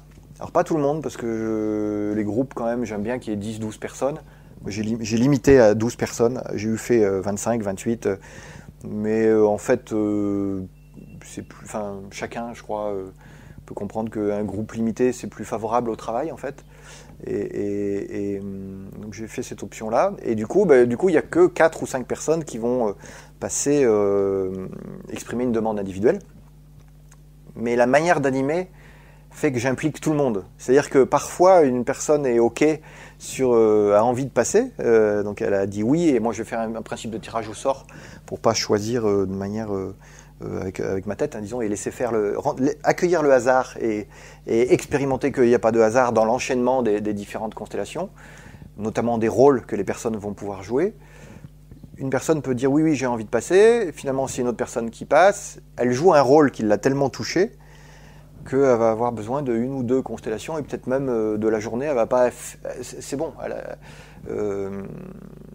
Donc finalement, entre être constellé, faire sa demande individuelle, ou être participant, il y a, parce que j'implique autant l'ensemble des personnes, il n'y a pas tant de différence.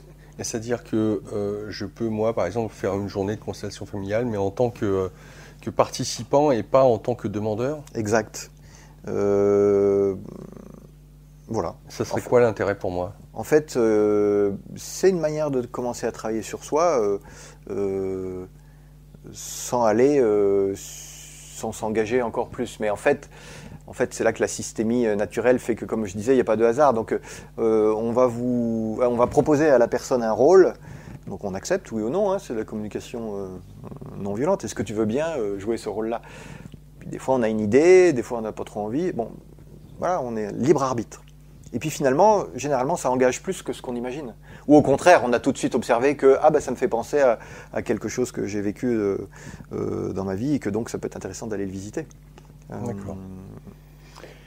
De ce travail des constellations, un dernier point, parce qu'on va aborder les cercles de résonance et le parcours du sacré. À travers ces années d'expérience, est-ce qu'il y a eu, je peut supposer, supputer que oui, à savoir qu'il y a des moments de seuil où on a le sentiment que dans sa pratique, on a, voilà, je dirais qu'on tourne un peu en rond, qu'on a vu qu'il y avait une problématique quelque part, mais qu'on n'arrive pas à la dépasser, à la transcender, etc. Or, tu nous as dit que tu t'es relativement vite approprié l'outil. Et ça, c'est à mon sens vraiment le plus important. Et il peut y avoir des constellations familiales qui se passent où il y a un déclic qui se fait pour passer de seuil. Si tu peux peut-être nous parler de ton dernier déclic, qu'est-ce qui s'est passé pour que tu t'intègres ou tu comprennes l'importance de la journée que tu as vécue ou de la scène que tu as eu l'occasion de vivre? Il y a plusieurs angles d'entrée sans doute à cette question. Ouais. Celui que je peux prendre, c'est quel est l'intérêt pour la personne. C'est ça que je vois, moi, en fil conducteur dans ma pratique. C'est-à-dire que, ok, c'est important que je sois moi aussi dans une zone confortable et que je puisse de temps en temps, en allant me mettre un peu plus en danger, créatif, et cheminer. D'accord. Mais en fait, le fil conducteur, c'est qu'est-ce qui se passe chez l'autre ou chez le groupe. Et en fait, c'est quand j'interviens moins. C'est-à-dire que c'est un paradoxe, c'est-à-dire que je suis à l'initiative, les personnes s'inscrivent, j'ai 2 mois d'attente pour les ateliers, donc ça marche super, le bouche à oreille, c'est génial. Et en fait, je m'aperçois que ça marche d'autant plus quand je valorise les ressentis des uns et des autres. Et donc mon rôle, et c'est là que je peux me distinguer d'une posture parfois assez directive d'un animateur de constellation familiale, parce qu'il est en connaissance et donc il est sachant, et il va dire, ben voilà, faudrait plutôt aller expérimenter. Moi, c'est pas comme ça. C'est juste qu'à un moment donné, j'observe.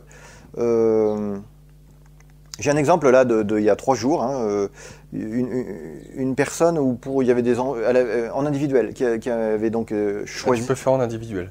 Idem, on fait des représentations.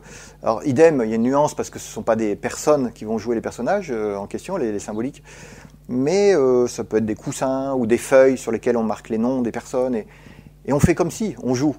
Sauf que rapidement, on s'aperçoit que lorsqu'on parle par exemple à un parent proche ou qui a été violent ou qui a manqué dans sa vie, ou bon, là il y a de l'émotionnel qui remonte et il y a donc un parcours possible. Et donc cette personne était en plein processus et peut-être pour situer tout en étant dans le respect de l'anonymat, elle venait de faire un travail en lien avec sa mère qu'elle avait perdue en tant que jeune femme et qui est aujourd'hui un peu plus âgée. Donc voilà, ça semblait être important de faire ce lien légitimement avec sa mère. Et elle l'avait en fait en coussin, c'est-à-dire qu'elle l'avait contre elle, sa mère. Et donc moi je l'ai invité vraiment à goûter cet instant, à nourrir en lien avec le manque, ayant vécu comme une blessure d'abandon finalement de sa mère. Et là elle nourrissait ce lien comme si elle était là. Donc j'observais ça, sachant qu'il y avait d'autres symboliques qu'elle avait choisies, et notamment une pierre qui était derrière elle.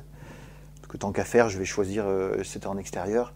J'aime bien, je suis assez créatif là, comme je le disais. J'ai reçu depuis 1 an essentiellement en cabinet, et puis là depuis juste après le déconfinement, donc ça fait pas longtemps, je propose des entretiens individuels en extérieur. Donc on était sur un lieu qui a été créé il y a 5500 ans, un dolmen, un lieu de soins. Après on croit pas, mais moi j'ai trouvé très beau ce lieu et j'ai vraiment ressenti que c'était juste. Donc elle a choisi une des pierres qui avait un rôle de soutien. Pour être très explicite par rapport à ta question du quel est le déclic, comment moi je me positionne, c'est que là, je vois qu'elle était en train de nourrir quelque chose avec sa maman, et puis je sens que ça se termine. Et puis en fait, là, il me vient une idée qui n'est pas du tout de la théorie. Alors, peut-être on peut théoriser après coup, mais sur le moment, je ne l'ai pas fait parce que j'avais connaissance de la théorie.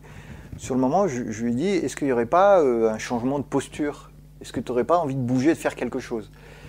Et parce qu'en fait, elle était dans un état un peu régressif, c'est-à-dire elle était jeune fille là avec sa mère, et moi j'avais en tête son objectif de vie personnelle, là de femme adulte, et donc je lui dis, pour qu'elle aille chercher de l'adulte quelque part, je dis, est-ce qu'il n'y aurait pas quelque chose à...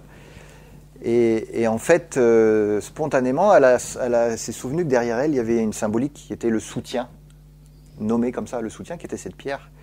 Et ce qu'elle a fait, c'est qu'en fait, elle a posé sa mère, symboliquement, sur le soutien. C'est-à-dire que moi, en fait, j'ai rien fait. J'ai juste observé la forme. C'est-à-dire que dans l'instant, j'ai vu qu'énergétiquement, je sentais dans mon corps que c'était en train de se détendre, mais qu'il y avait quelque chose à faire et que c'était bizarre pour moi qu'il y ait sa maman devant, elle, et que derrière le soutien. Et du coup, naturellement, elle a remis en fait sa mère là où elle devait être. En posture de soutien. En posture de soutien pour que, en tant qu'adulte, et en plus symboliquement dans l'arbre généalogique, derrière. Et pas maman devant, je suis une petite fille. Et donc ça, waouh, cadeau. C'est-à-dire que c'est pas des choses que j'ai appris ça à faire. Oui, bien sûr, lire les livres, moi c'est important. Ça nourrit, ça amène du sens et j'adore bouquiner. Mais c'est de voir le contexte d'être ici maintenant. Mais maintenant, ce qui amène la pertinence des constellations familiales et systémiques, et même des fois ça sort même des constellations, des fois c'est des petits rituels c'est qu'est-ce qui est juste qu'est-ce qu'elle ressent, la personne, qu'est-ce qu'elle a envie de faire, et moi quel mouvement phénoménologique, on dit en philosophie, qu'est-ce que j'ai envie de faire, que j'ai jamais fait, et que je voudrais faire dans l'instant. Et donc elle a fait ça, et pour terminer mon propos, elle a pu, je l'ai invitée, moi je l'ai nommée, je l'ai vraiment fait le haut-parleur là-dessus pour qu'elle conscientise, après avoir goûté un besoin de jeune fille, jeune femme, que là, tout d'un coup, c'était une adulte qui rencontrait sa mère.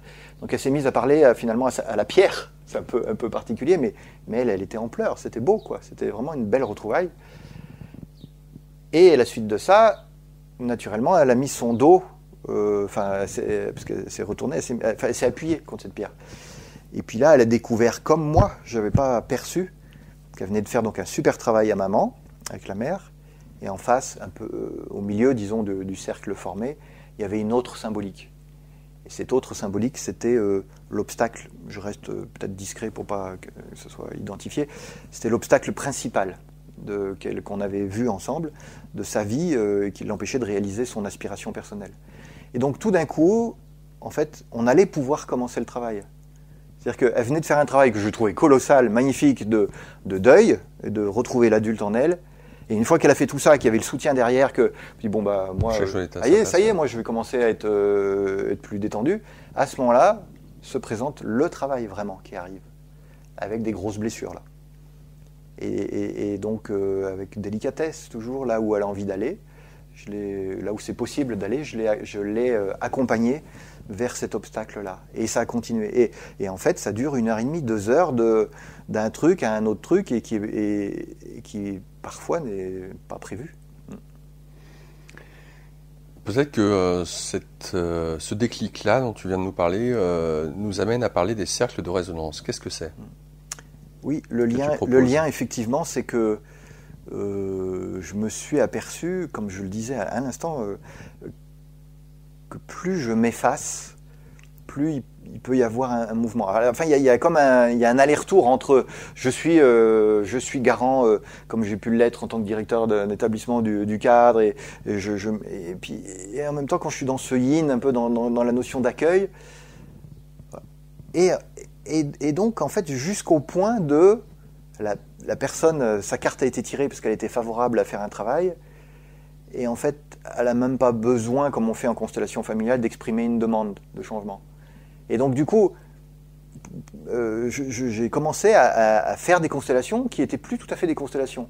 Alors après, je l'ai formalisé, parce que je voulais être explicite dans le message de la communication et de ce que les gens viennent chercher. C'est-à-dire qu'ils viennent chercher des constellations familiales systémiques, par l'approche que j'ai, qui est une approche plutôt énergétique, mais ça reste des constelles.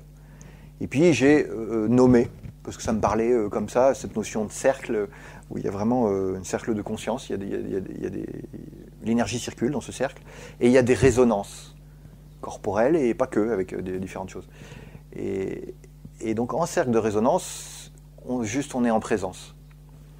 Il n'y a pas, là, il n'y a aucune théorie pour moi, c'est juste je suis en présence, et les personnes. Et mon rôle, ça va être quand même un peu comme on fait en constellation, c'est-à-dire d'inviter les personnes à exprimer qu'est-ce qui se passe. C'est-à-dire que, comme je le disais à l'instant, une personne peut avoir été choisie comme en constellation avec une carte, et en fait elle est déjà en pleurs. Il y a déjà d'autres personnes où il se passe des choses, et elle n'a pas exprimé. On ne sait pas en fait de quoi il s'agit. Et donc, à un moment donné, je me suis autorisé à le mettre comme en constellation dans les cercles de résonance, sauf que ce n'est pas des constellations.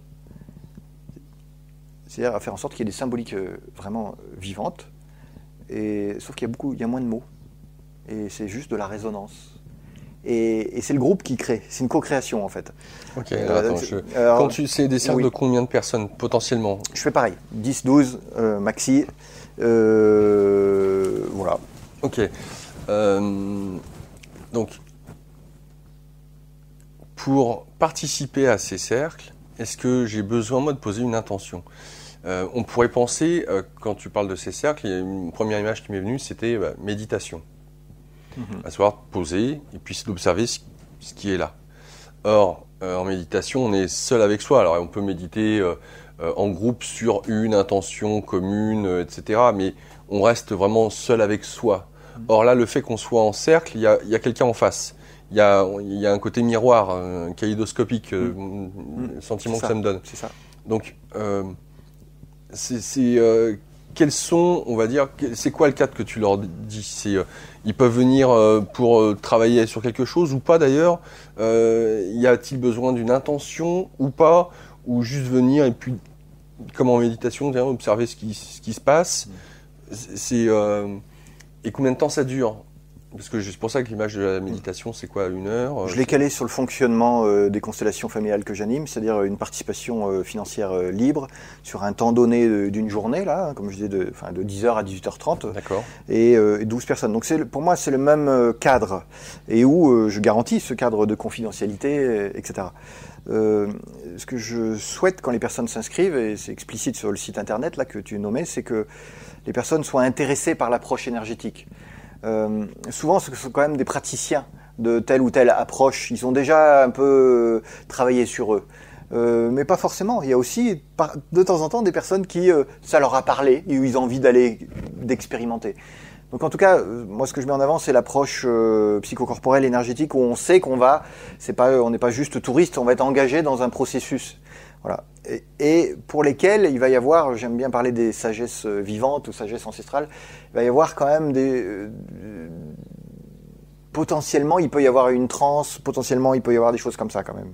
Donc ça, je le dis de manière explicite sur le site, pour que tu inities et que du coup, moi, je suis toujours dans une posture de facilitateur. J'ai toujours pas ce pouvoir du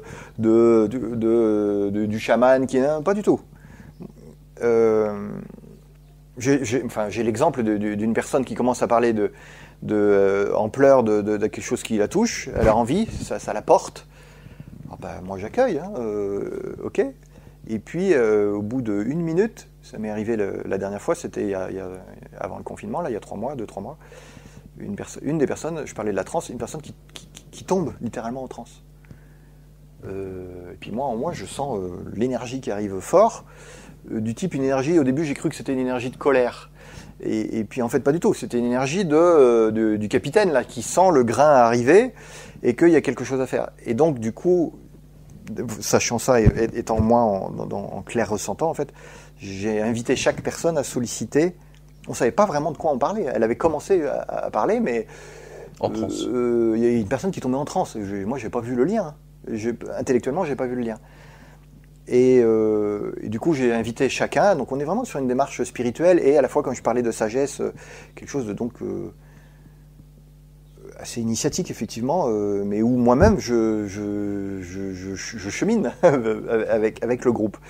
Et du coup, le réflexe là que j'ai, c'est de proposer, d'inviter chaque personne à solliciter plus grand que soi. Du type la lumière, du type les anges, selon sa croyance en fait. Et voilà. Et donc une fois que moi ça allait mieux dans mon corps, parce qu'en fait c'est avec ça, j'anime avec mon ressenti essentiellement. Donc une fois que ça allait mieux, hop, j'ai pu, après avoir fait ce petit temps de pause là, et oui, et ça faisait sens. Il y avait du lourd en lien avec le passé de la personne et qui se manifestait. Voilà. Donc du coup j'ai proposé à une personne qui a pu prendre en charge. Donc spontanément, là c'était, j'ai fait rentrer une chamane. J'ai dit, est-ce que j'étais assez directif? J'ai dit, est-ce que donc j'ai proposé à la personne, j'ai dit, est-ce que tu voudrais faire rentrer une guérisseuse, une accoucheuse, ou je savais pas trop ce que ça allait être encore. Et puis ça s'est orienté pour être une chamane. Donc la personne qui faisait la demande individuelle, qui était touchée en pleurs, elle a choisi dans le groupe une personne qui a accepté, et moi aussi j'ai validé ça, une personne qui a joué le rôle de chamane. Et du coup, il y a eu une interaction, bien évidemment, avec ce qui se présentait là, en lien avec la transe, et puis d'autres personnages qui étaient complémentaires. Et youhou, quoi. Pour moi, c'est cadeau, ça. Entre les constelles et les cercles, j'ai le sentiment que ce que tu racontes là aurait pu se passer dans le cadre des constelles. Oui. Oui. La différence entre les deux. La différence aujourd'hui, pour moi, la différence, c'est le niveau de croyance des participants. Et peut-être de moi aussi, finalement, mais j'aime beaucoup les cercles de résonance, comme les ateliers de constellation que j'anime, mais j'ai une petite... j'adore les cercles de résonance parce que, comme je disais, moi-même, je vais là où ça m'anime, où ça me porte. Et donc, je ne vais pas forcément vers le connu. Et donc, moi aussi, ça me fait sortir des croyances. C'est-à-dire que j'ai une confiance absolue dans le processus où je sais qu'il n'y aura rien de négatif pour les personnes. À chaque fin de journée, on est vraiment sur des temps d'intégration et chacun a beaucoup de gratitude pour ce qu'ils ont pu vivre. J'ai pas de situation ingérable, en fait. Il se présente ce qui est gérable par l'animateur. En tout cas, moi, j'ai fait cette demande à l'univers, pour être explicite. J'ai fait cette demande il vient ce que je peux gérer, et ce qui est juste, bien sûr, pour les personnes. Donc, du coup, allons-y. Alors qu'en constellation familiale et systémique, il y a des personnes qui viennent déjà avec un parcours thérapeutique, qui ont connaissance d'une grand-mère pour laquelle il y a eu des difficultés. Et puis moi, je vais les aider à transformer ça en une demande concrète pour eux, et je vais faire le lien en constellation familiale entre ce qu'elle connaît, par exemple, des faits historiques, familiaux, et puis que dans sa vie, elle n'arrive pas à avoir d'enfant, par exemple. Donc ok, on va y aller là-dessus.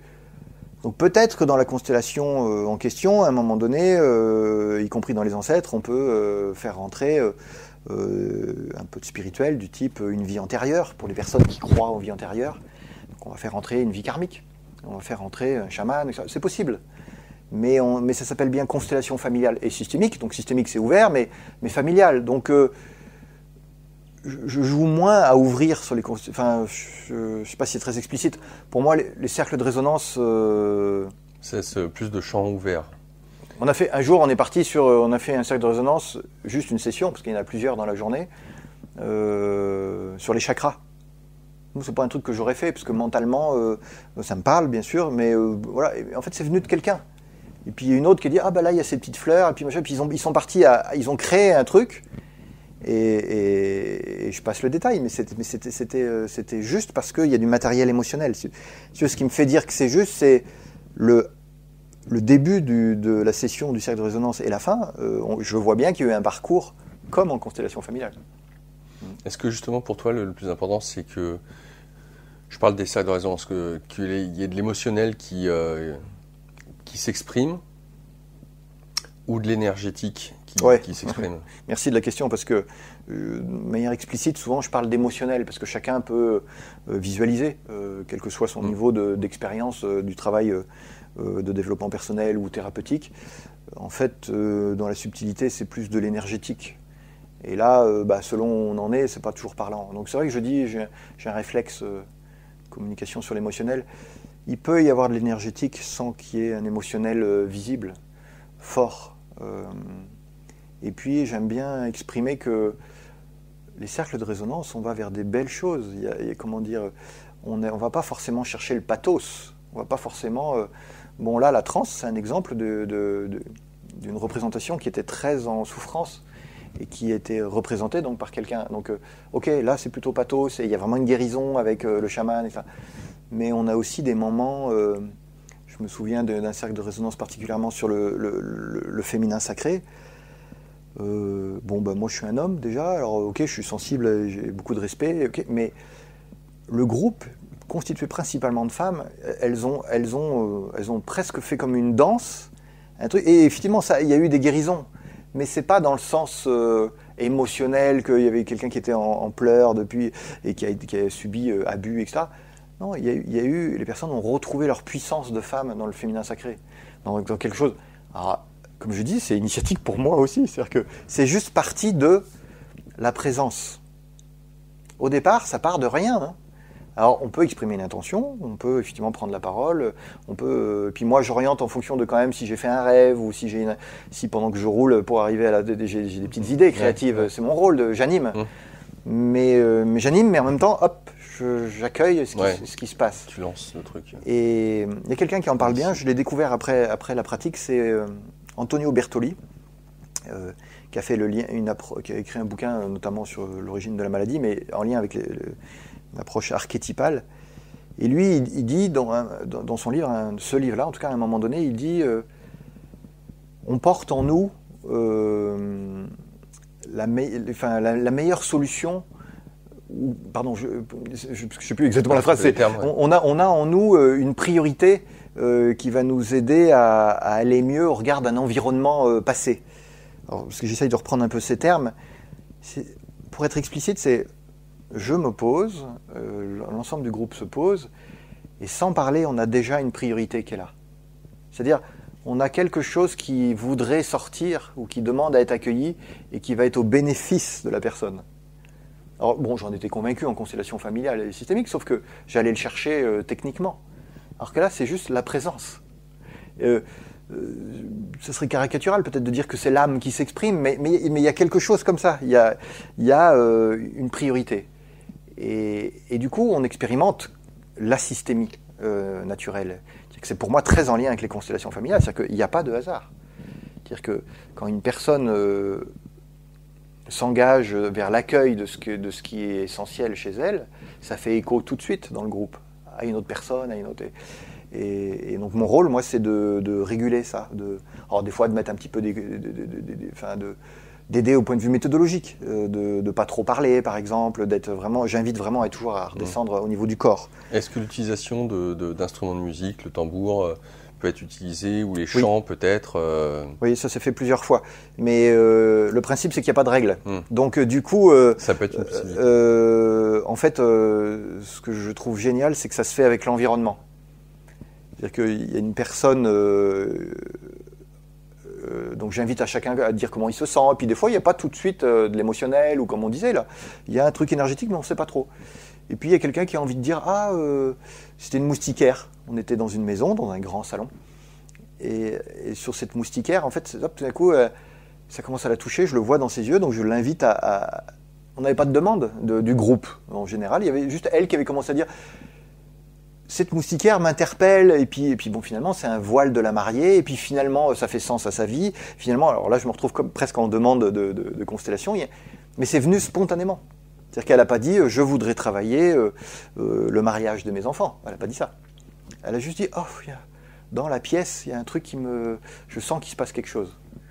Donc mon rôle a contribué à ce que le groupe accueille ça, l'accompagne et elle-même. Et de mettre en forme par la suite. Et du coup, des fois j'ai le fil, quoi. Des fois j'ai même pas besoin de dire parce que je le fais quand même, mais de moins en moins, j'ai besoin de dire est-ce que tu voudrais jouer telle ou telle représentation. Les personnes le sont déjà. C'est-à-dire qu'il y a même pas besoin de nommer en fait. Alors là, au niveau mental, au niveau des croyances, il faut être un peu ouvert parce qu'il n'y a pas de prise. Et donc il y a des personnes qui expriment un mieux-être après une session, et parfois on ne sait même pas ce qui s'est vraiment passé. L'exemple du féminin sacré, c'était tellement subtil et tellement beau, en lien avec visiblement des énergies de vie, mais en toute honnêteté, je ne sais pas vraiment ce qui s'est passé. Autant là, le voile, je disais de la mariée, bon oui, là j'ai bien vu qu'au niveau familial, il y avait des trucs. C'est passionnant, j'adore ça. Alors, normalement, on a fini l'émission, mais il y a un élément qu'on n'a pas eu l'occasion d'aborder, avec le parcours du sacré. Qu'est-ce que c'est ? J'ai eu envie, comme ça, au mois de septembre 2019, d'inviter des personnes que j'avais envie de rencontrer, moi, et pour lesquelles, avec lesquelles je pourrais éventuellement, pas me former, mais vivre une expérience de stage. Et donc, en fait, j'ai contacté Bernard Monteau, j'ai contacté un certain nombre de personnes, dont en fait une bonne majorité ont répondu oui. Ben oui, on ne sait pas trop ce que tu nous proposes, Cédric, mais on est OK. Alors, j'ai trouvé ça... Enfin voilà, donc ça s'est fait encore sur cette histoire d'aller vers suivre son envie, mais sans trop savoir où je vais. Et particulièrement, ce qui m'intéressait, c'était de proposer aux personnes d'expérimenter avec un groupe sur 2 jours. Donc des choses où ils connaissent bien, ou éventuellement, d'où l'expérimentation, des choses qu'ils n'ont jamais fait. Ce qui n'était pas prévu, c'est que ça a moyen marché. Pour être transparent, depuis que je l'ai lancé, le premier on a annulé, on en a annulé aussi quelques autres après. Bref, mais ce qui a bien marché, c'est l'approche chamanique. C'est-à-dire que les stages qui ont eu lieu, type Philippe Lenef, là, comme tu disais, bon, lui, moi j'ai beaucoup d'admiration pour lui, parce qu'il est vraiment dans une pratique claire de conscience. Et ben, son stage a cartonné, quoi. Et j'étais ravi, dans le cadre du parcours du sacré, d'avoir fait rencontrer cet homme-là et sa compagne aux personnes aux alentours de la Charente-Maritime. Donc le parcours du sacré, c'est un chemin de développement personnel et qui s'est avéré un peu plus chamanique que je l'imaginais au départ, et qui du coup, je l'espère, va se reconduire, va faire des petits, oui, c'est ça, sur 2021, et pour lesquels je ne sais pas encore quels vont être les intervenants. Je vais sans doute le faire sous un format un peu différent, peut-être un peu plus orienté, puisque la vie m'amène vers ça, orienté approche énergétique, et où l'idée c'est que les personnes fassent connaissance et travaillent sur eux. Et où moi je viens participer, j'adore. De l'aventure. C'est l'aventure. Ça reste de l'aventure pour toi en tout cas. Ouais. Avec nous Cédric Dupuis. Cédric, je rappellerai ton site internet formation-constellation.org. Formation-du-6, formation et constellation au pluriel.org. Un grand merci pour t'être déplacé, un grand merci pour t'être donné en transparence, nous avoir fait part de toute ton approche, l'amour que tu avais pour cette dernière, et puis comment tu acceptais de lâcher prise et puis de prendre comme cela venait, d'accueillir ce plus grand que soi. En tout cas, plein de bonnes choses pour toi pour la suite. Merci à toi, merci beaucoup. Je t'en prie. Chers internautes, c'est la fin de cette émission. Vous souhaitez en savoir plus, n'hésitez pas à aller sur la page d'Immédiat où vous avez l'article consacré à cette émission. Vous avez le site internet de Cédric, vous avez sa page YouTube, sa page Facebook, son numéro de téléphone, son email. Bref, la totale. Donc n'hésitez pas à le contacter si vous souhaitez en savoir plus. Cette vidéo circulant bien entendu sur la chaîne d'Immédiat sur YouTube, un pouce vers le haut, un pouce vers le bas, n'hésitez pas à laisser un commentaire. Et pour tous ceux et celles qui justement laissent des commentaires et qui apprécient cette émission, n'oubliez pas le pouce vers le haut puisque ça permet à ce que cette émission soit bien référenciée, qu'elle puisse circuler le plus possible sur Internet. Donc cette contribution est importante. N'hésitez pas là aussi à vous abonner à la chaîne. Si nos émissions vous aident, vous permettent d'avoir une meilleure compréhension de qui vous êtes, écoutez, déjà nous on en est ravis. Et puis dans ce cas-là, n'hésitez pas à la partager. N'hésitez pas à nous soutenir financièrement si le cœur vous en dit, si ça résonne en vous. 1 ou 2 euros, pas forcément besoin de centaines d'euros, hein, même si on est preneur.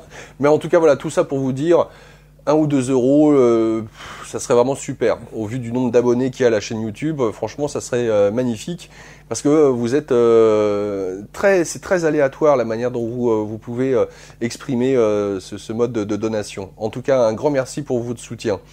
Je vous souhaite bonne route pour la suite. On se voit le mois prochain pour un nouvel espace thérapeute. Prenez soin de vous, à bientôt.